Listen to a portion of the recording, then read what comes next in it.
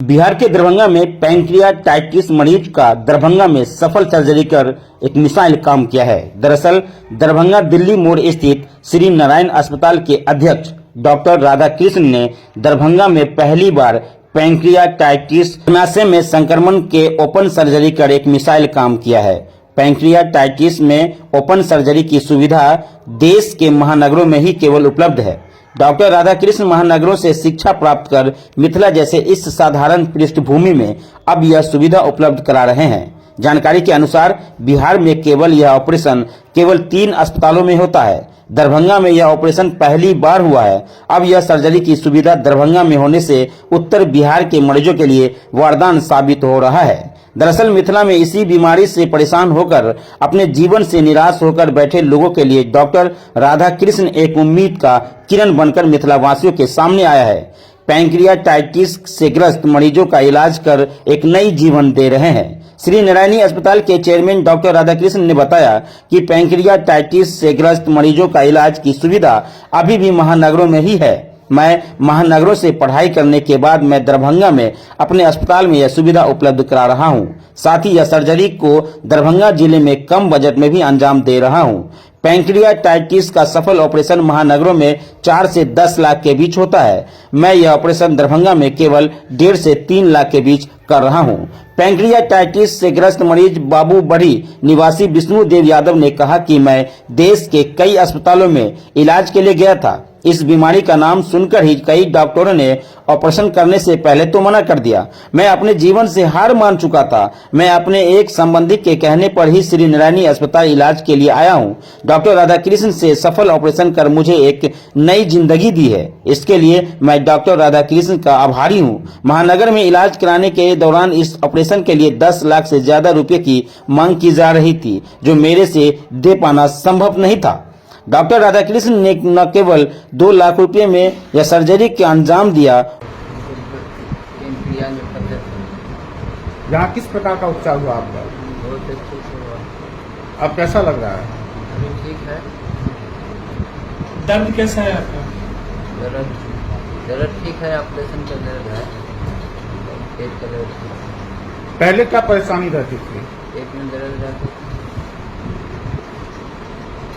और अब जब आपका ऑपरेशन हुआ है तो उसमें कितना सुधार हुआ है? अभी बहुत सुधार हुआ। अब हाँ, ये मरीज थे, हमारे पास आए थे, क्रोनिक पैंक्रेटाइटिस से सफ़र कर रहे थे। Mister Vishnudeo Yadav from Babu Barhi.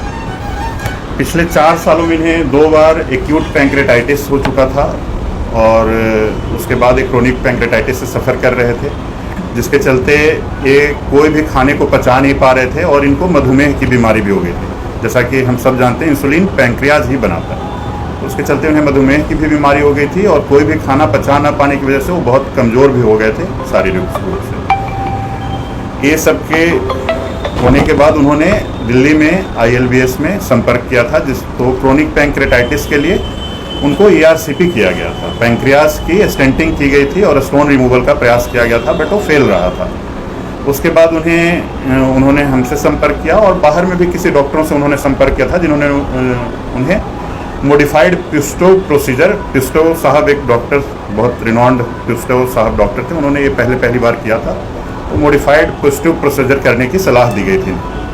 पैंक्रियाटिकोजेजुनोस्टमी, lateral पैंक्रियाटिकोजेजुनोस्टमी एक बहुत ही जटिल सर्जरी होती है, वो की गई है यहाँ उनके ऊपर और अभी वो काफ़ी ठीक है। दरभंगा से सर छोटे शहरों में इस प्रकार के बड़ी सफल ऑपरेशन आपके द्वारा किया गया है, कितना परेशानी रहा है इस पूरे ऑपरेशन के दौरान? हाँ, ये एक बहुत जटिल सर्जरी होती है और कोई भी जनरल सर्जन जनरली पैंक्रियाज का नाम सुनते ही अपने हाथ खड़े कर देते हैं। खास करके दरभंगा जैसे छोटे सेटअप में, जहाँ की सब तरह की व्यवस्थाएँ नहीं हैं और एवरेज टाइम इस सर्जरी को करने का 5 से 6 घंटे लगता है।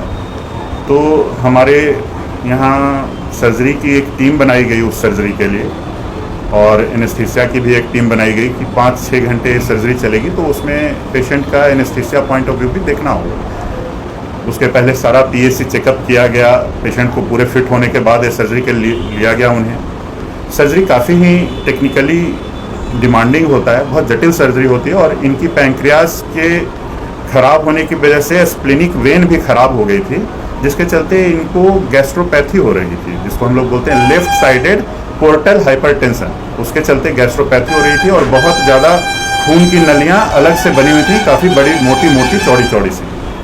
उन सबों के बीच से और पैंक्रियाज बार बार पैंक्रेटाइटिस होने के चलते स्टमक के साथ जो हमारा आमाशय होता है उसके जस्ट नीचे पैंक्रियाज होता है, तो पैंक्रियाज पूरी तरह से फ्यूज हो गई थी स्टमक से। तो उसको बहुत मेटिकुलसली सेपरेट किया गया स्टमक से, और उसके बाद पैंक्रियाटिक डक्ट को ढूंढने में हमें काफ़ी परेशानी हुई। इंट्रा ऑपरेटिव अल्ट्रासाउंड करने की भी ज़रूरत आती है। इन सब तरह से ढूंढी गई और उसके बाद उसमें आंत को जोड़ा गया। तो ये काफ़ी जटिल सर्जरी होती है, बहुत बड़े बड़े सेंटरों पे ही की जाती है इसे। तो इस हिसाब से तो परेशानी का सामना तो करना पड़ा, बट फाइनली भी सक्सेस। चुनौती क्या क्या आती है इस ऑपरेशन? चुनौती इस ऑपरेशन में सबसे बड़ी तो आती है कि टेक्निकल स्किल आपके पास होना चाहिए, आपको एक नॉलेज होनी चाहिए। आपने अंडर गाइडेंस और असिस्ट करते हुए कम से कम ये सर्जरी 100 बार की हो, 50 बार की हो, तभी आप इसमें हाथ डालिए। क्योंकि पैंक्रियाज इसमें क्या होता है कि आपने अगर एनास्टमोसिस 2 एनास्टमोसिस करने पड़ते हैं हमें इसमें, जो कि मेजर एनास्टमोसिस है दोनों ही। एक तो है कि आंत से आंत को ही जोड़ना पड़ता है, और एक को आंत के पैंक्रियाज के मेन डक्ट के साथ जोड़ना पड़ता है। वो टेक्निकली काफ़ी डिफ़िकल्ट होता है और बहुत डिमांडिंग भी होता है। उसमें फिस्टुला, पैंक्रियाटिक फिस्टुला बनने के चांसेस रहते हैं। पैंक्रियाज चूँकि सारा खाना पचाने वाला जूस बनाता है, पैंक्रियाटिक जूस, तो अगर उसमें कहीं फिस्टुला बन गया तो आपका वो सर्जरी बहुत ही ख़राब हो जाएगा। और पैंक्रियाटिक जूस अगर बाहर निकल करके आने लग गए तो आपको पेशेंट की डेथ भी हो सकती है। वैसे कंडीशन में वो पेशेंट की क्वालिटी ऑफ लाइफ बहुत पुअर हो जाती है और आपका सर्जरी वो फेल माना जाता है। कभी कभी बहुत कम केसेज में वो धीरे धीरे बंद भी हो जाते हैं अगर लो आउटपुट फिस्टुला रहता है। तो ये सब देखते हुए ही ये सर्जरी करनी पड़ती है। सर, सफलता के बाद अब क्या कहेंगे? सफलता के बाद सफलता ये चीज़ मानिए कि आपकी छोटे छोटे परिश्रम का नतीजा होता है। अगर आपके पास ये टेक्निकल स्किल नहीं है तो आप सीखने की कोशिश करते हैं इसे। मैं अपने गुरुजनों का धन्यवाद कहना चाहूँगा जिन्होंने मुझे इस लेवल तक आने में मदद की, जिन्होंने मुझे सर्जरी करना सिखाया।